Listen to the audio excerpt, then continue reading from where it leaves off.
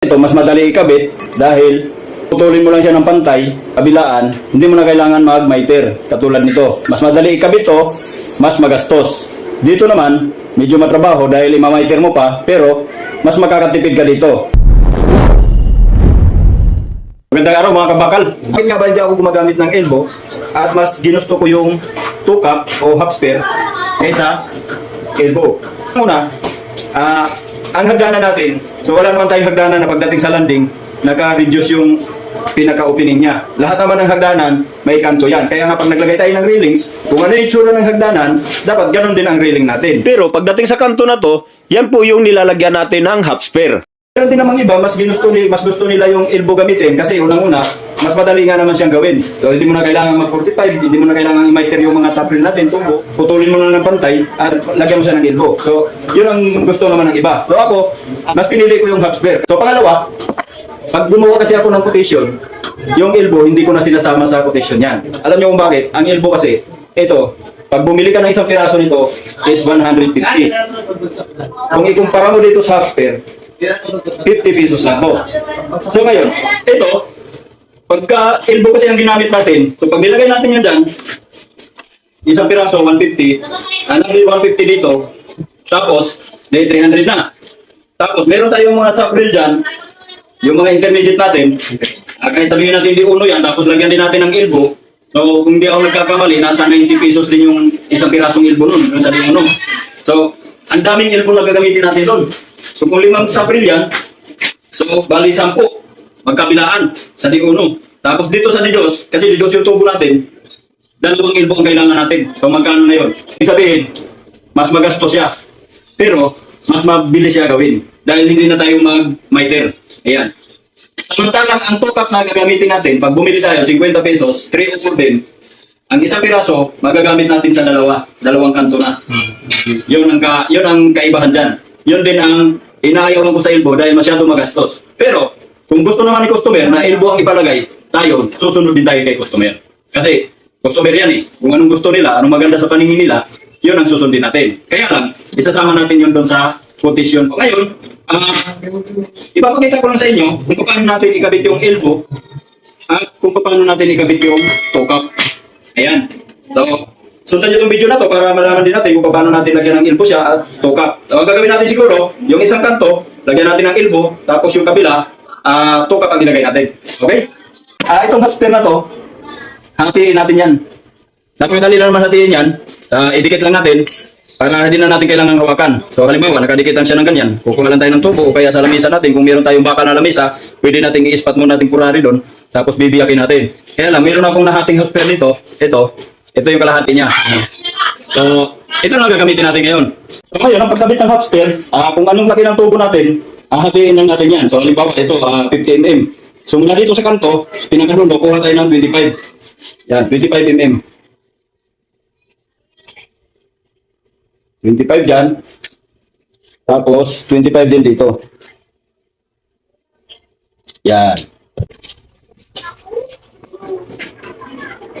Yan, 25. Yan. Ano lang ang pagkabit?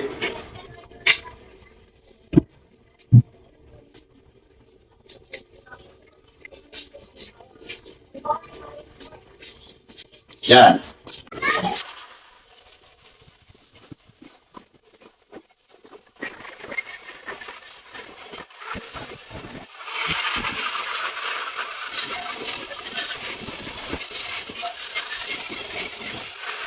Yan. Ganyan yung itsura niya pag nakating, oh. Ayan. Yan. Dapat magiging ganyan yung mukha niya pag natanggal natin yung kanto. Pagdating naman dito sa spare, dito ikakabit natin, pwede tayong maglagay ng temporary na handle dito para lapat natin siya ng maayos.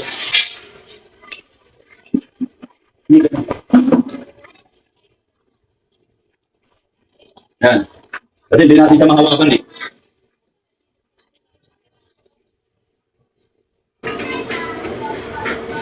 Ayan. So siguraduhin na natin na hindi siya overlap. Tapos pagka mayroon siyang kunting overlap, hasasain lang din natin. Kailangan pantay talaga siya. So ito, mayroong masabit dito kunti. So bawasan natin.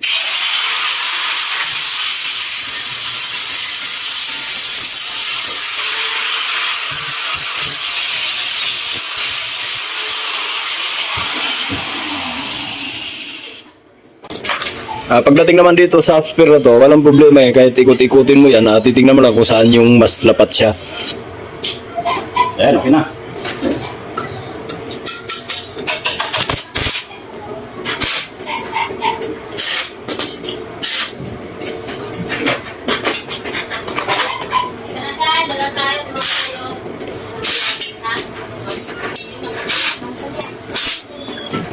Oh, yan.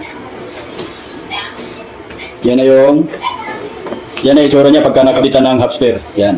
So, ibig sabihin, patay na yung kanto natin. So, hindi na siya matulis. Pero, yung loob, nakakanto pa rin. Ibig sabihin, nakasunod pa rin siya dun sa kanto ng hagdanan. Yung pinakabali ng hagdanan niya. Ayan. Okay, ganun lang kasimple magkabit ng half spare. So, ngayon, papakita ko naman sa inyo kung paano natin ilagay yung tukong elbow naman. So, ang gagawin lang natin, kukunin natin yung tamang sukat ng elbow para alam natin kung ilan yung puputulin natin doon sa tubo. So, ang pagkuha naman ng sukat ng elbow, iskolahin lang natin. Ayan, ilapat lang natin. Yan, sa gitna. Yan, dapat nakagitna siya ng tubo. Yan, o.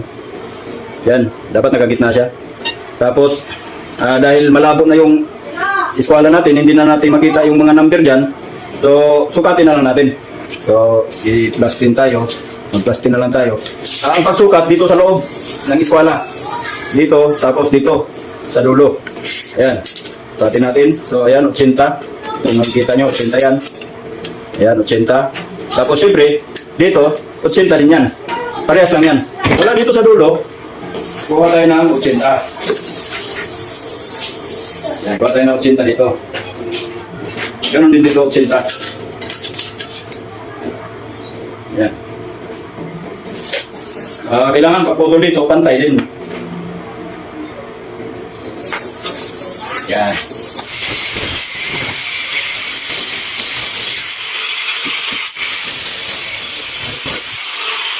So ayan, naputol na natin at ikabit na natin yung elbow natin. So pagdating dito, siyempre ililibil din natin bago natin ispatan. Ayan, pag nagitna na yung tubig, pwede na natin siyang ispatan. Ayan. Okay.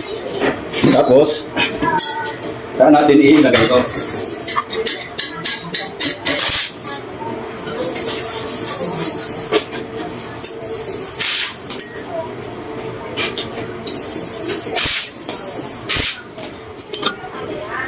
Yan. So, yan ay magiging itsura niya. Ayan, o. Yan. So, nakabit na natin yung elbow. Ayan. Tapos dito, half spare lang nakakabit. So, kayo na mamili kung ano ang mas gusto nyong ikabit dyan. So, ito, mas madali ikabit dahil puputulin mo lang siya ng pantay, kabilaan, hindi mo na kailangan mag-miter, katulad nito. So, mas madali ikabit to, mas magastos. Dito naman, medyo matrabaho dahil imamiter mo pa, pero mas makakatipid ka dito.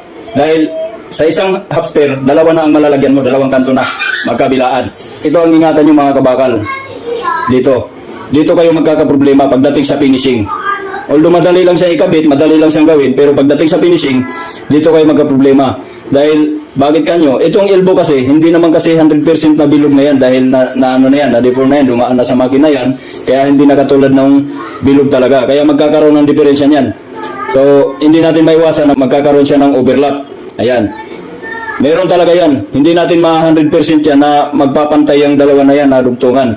Kaya, kung mapapansin nyo, halos karamihan ng mga railings ng hagdanan natin, kung ganito ang ginagamit, pagka dumaan ka ng ganon, hinawakan mo, mahalata mo yung dugtong ng elbow dahil naiiwan siya, lalong-lalo na pagka hindi ka pa bihasa sa finishing. Madalas naiiwan yung dugtong. So maiiwan yan yung welding, nakabukol pa kasi hindi nila naayos pagka-finish. Kaya kung elbow ang gagamitin nyo, siguraduhin nyo lang na mapipinish nyo siya ng maayos. Katulad nito, so dito hindi ka mahirapan mag-finish nito kasi ito malalapat mo pa ng maayos to eh. Pahala na kayo kung anong gusto nyo sundin dyan. So, kung ano mas maganda sa paningin nyo, pero ako, isasuggest ko sa inyo ito. Dito tayo sa half spare. So, depende naman kasi sa tao din yan. So, yun lang. So, yun, hanggang dito na muna tayo. At sana nasundan nyo yung video na ginawa natin ngayon. Mag-ingat po kayo lahat, mga kabakal. Sama kayo naroon, lalo-lalo na sa trabaho natin. Yan. So, thank you. I don't wanna say anything, 'cause if I do, I might say the wrong words. Oh no. So I keep my mouth shut and I listen. Afraid I